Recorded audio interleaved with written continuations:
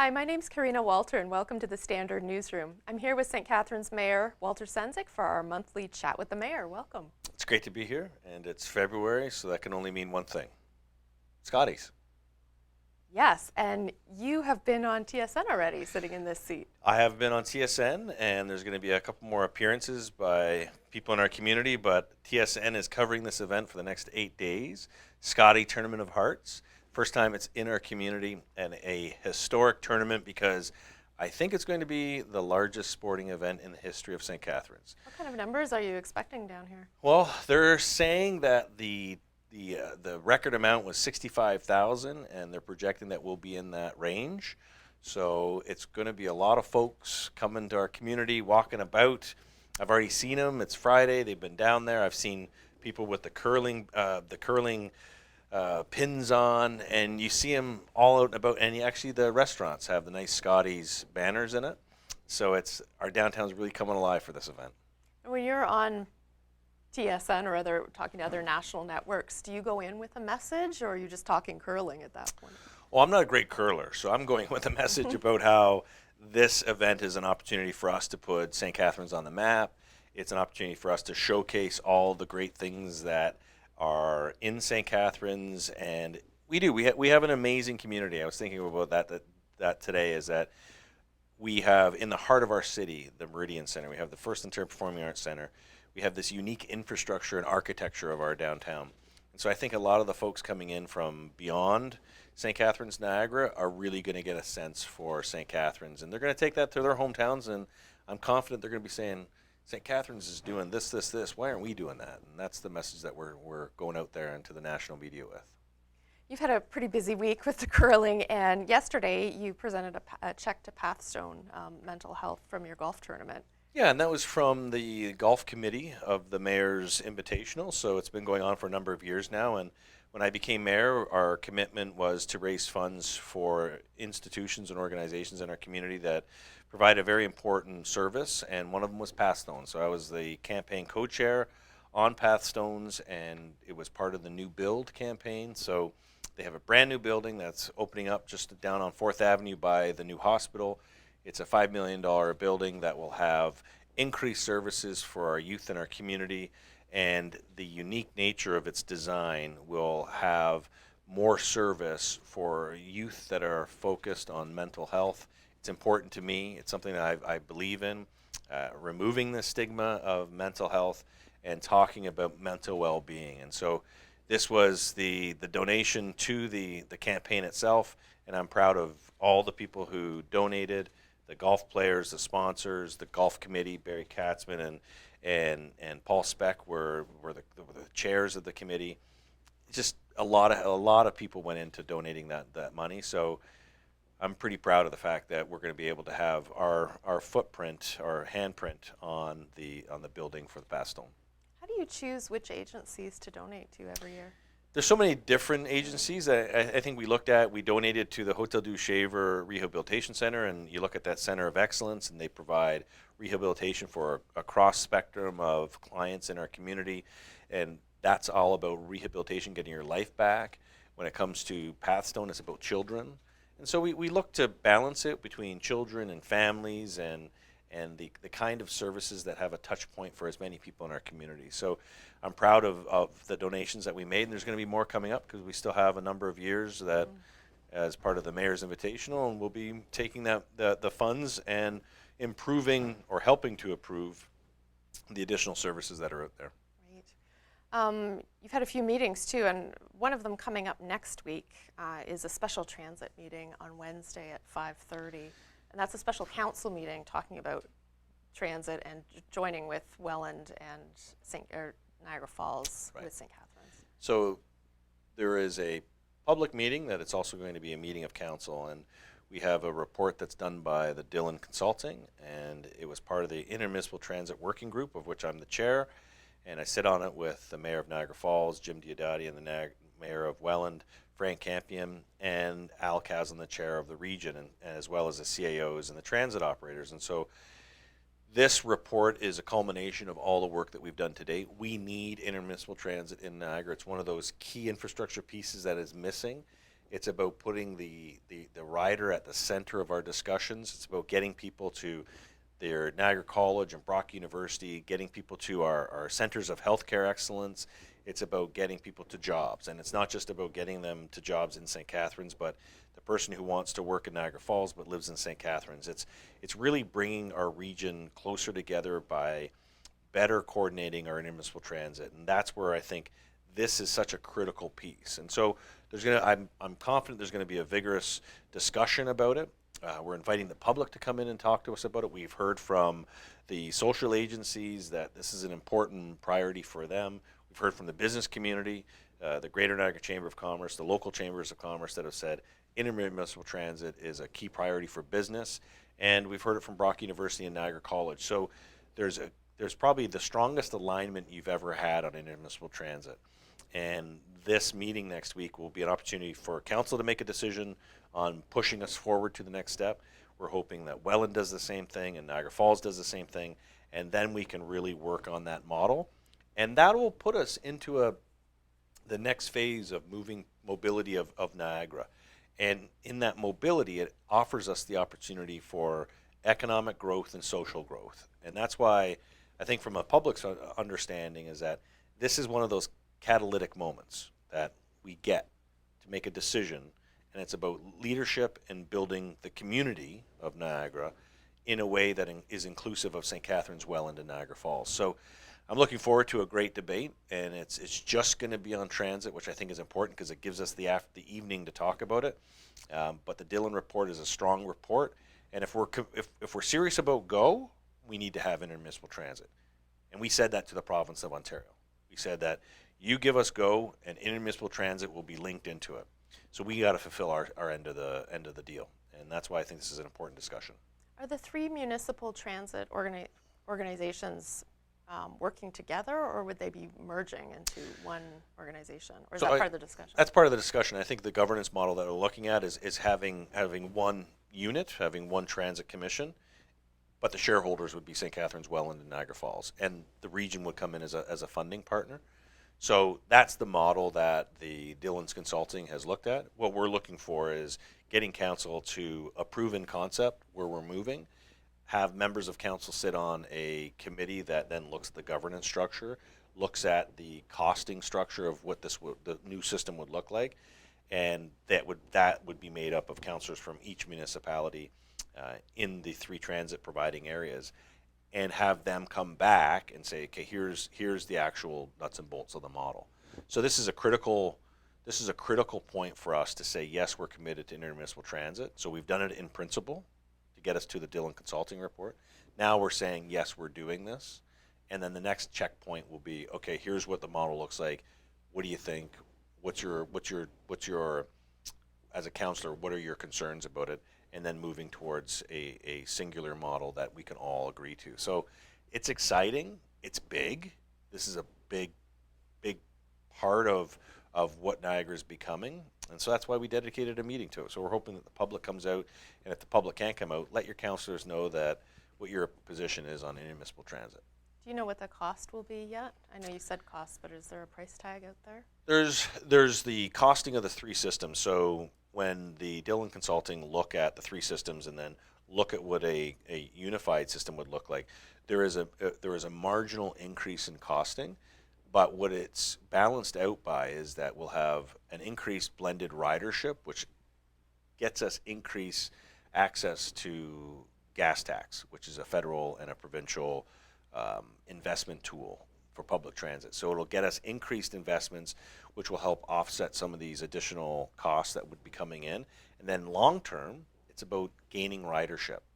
And I believe with an integrated intermunicipal transit system, you're going to get more people using public transit.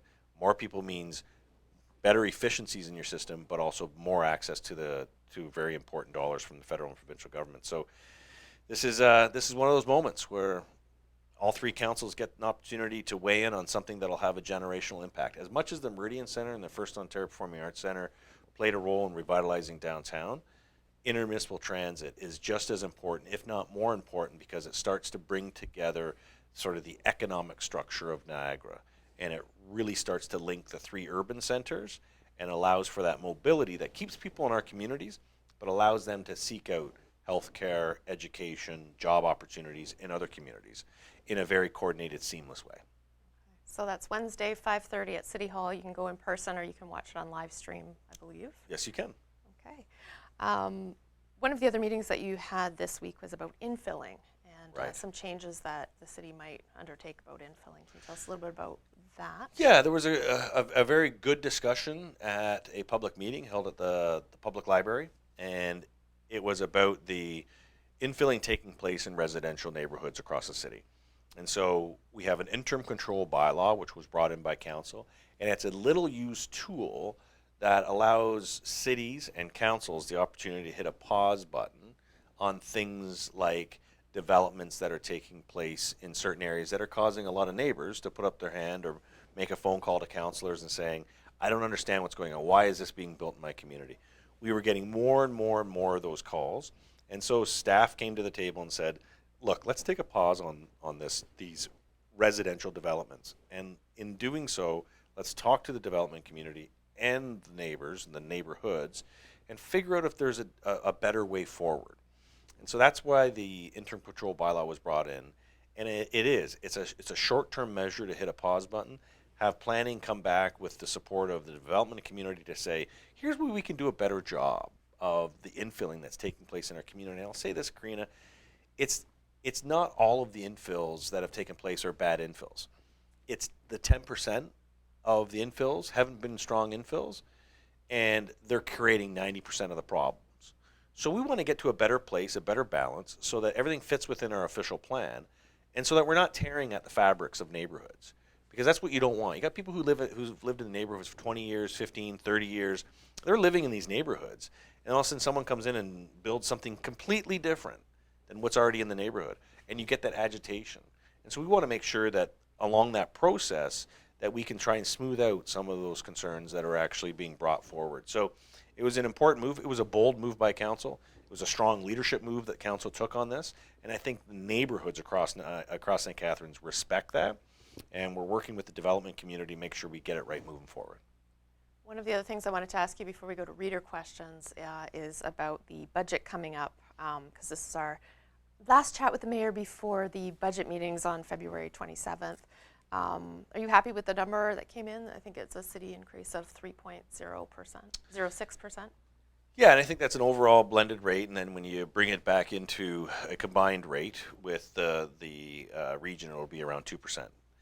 It's a strong budget. It's a budget that is respectful of the service levels that people expect, and it's also, we've taken a lot as a budget committee out of the system. So for those following along, we've taken close to $6 million out of the operating budget of the city over the past 2 years.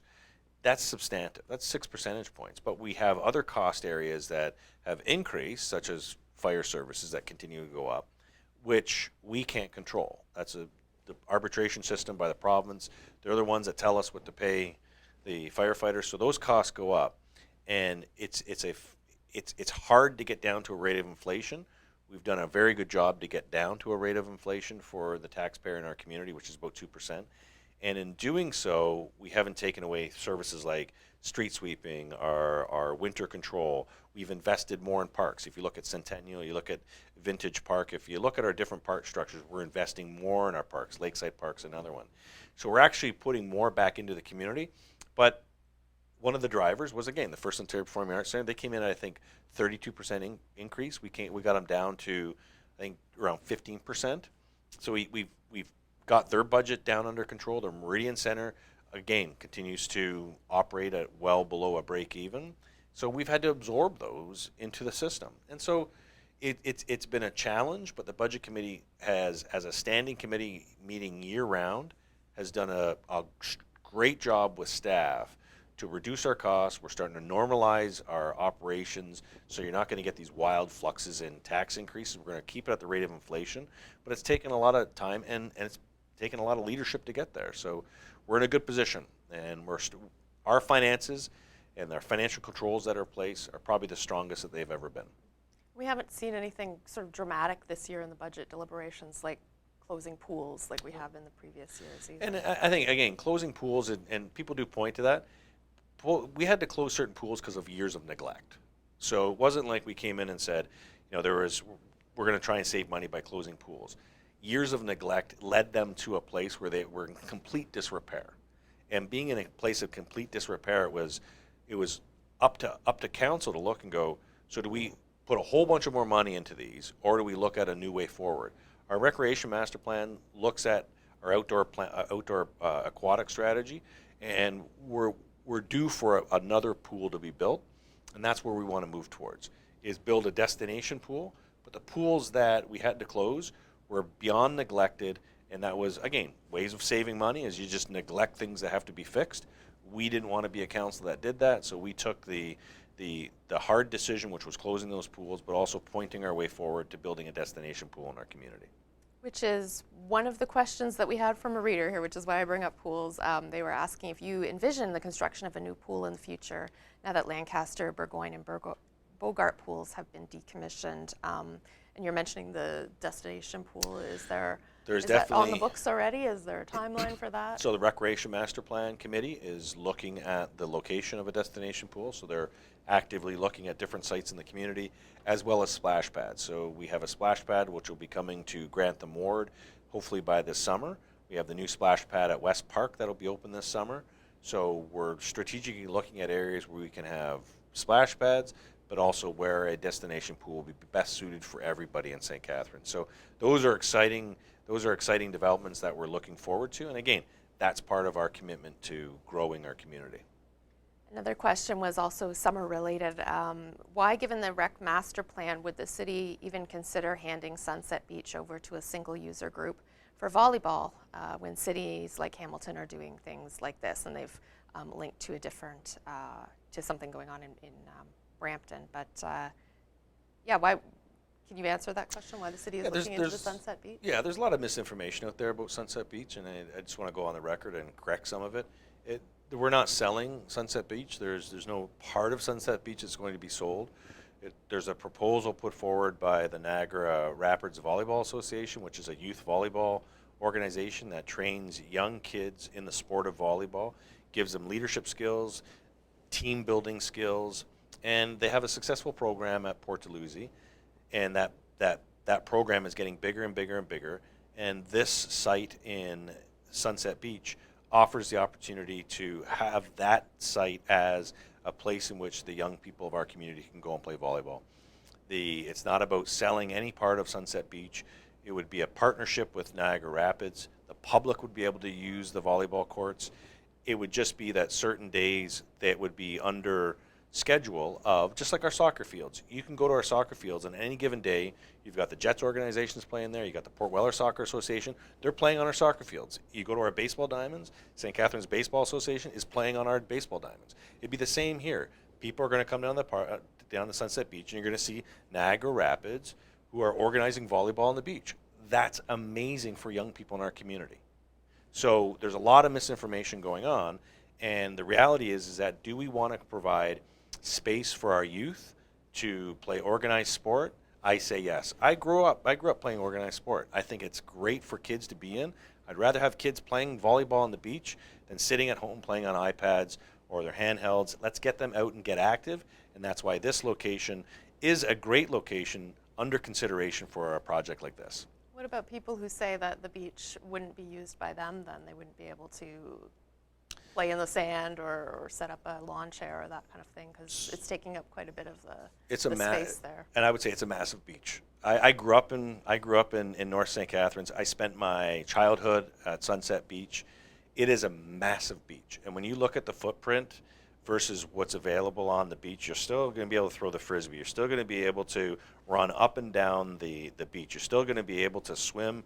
You're going to be able to do whatever you want on the beach, and yet you're going to have young people. You're going to hear them laughing. You're going to hear them playing music, and they're going to be enjoying a good time. So, a lot of folks would have said the same thing about Port Dalhousie's beach, yet when you go there on a Thursday night and you see how many young people are there having a good time with their parents, and the parents are able to sit there and enjoy and watch their kids and be able to walk up and down the beach, you get a real strong sense of what community is about, and that's what community is about.